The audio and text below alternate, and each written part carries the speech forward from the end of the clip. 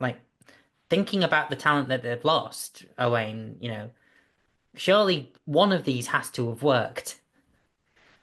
Yeah, I mean, this is the thing. It's a statistical anomaly that none of these guys worked. I mean, obviously some of them left for different reasons, but Pierre, lest we forget that Dano Kvyat, Dano Kvyat was dropped after what was it, 5 races, 4 or 5 races after I think shunting into the back of Vettel in in uh, in Russia in Russia? 2016. Yeah, Russia in 2016. That gave Max Verstappen his shot at the big team.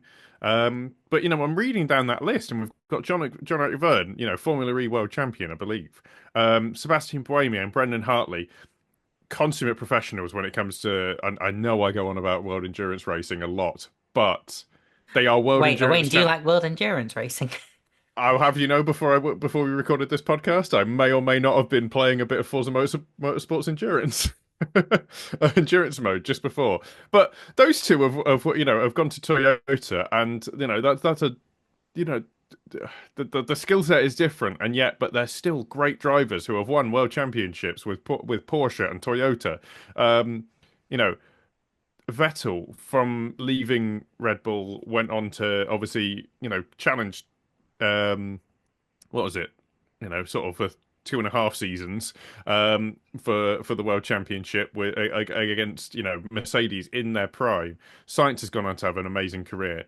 Ricardo, unfortunately, he had a great career for the Porsche and he was at Red Bull, who made Vettel look kind of average. Until unfortunately, an ill-advised move to Renault and then McLaren kind of ended his career. He got a short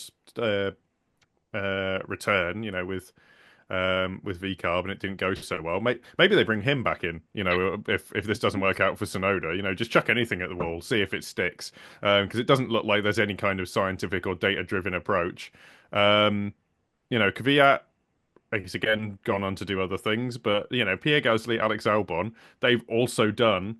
They've also done decently at other teams. The one common factor I find between all of these things is Red Bull.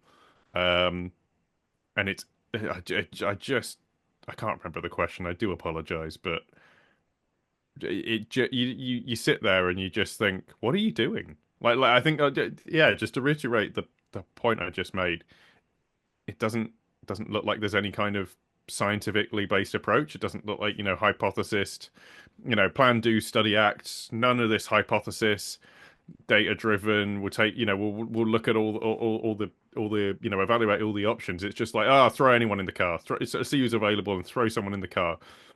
Is Hulkenberg available? Can we get him in? Like, I don't, I don't see a path forward. I don't see a plan of action. I don't see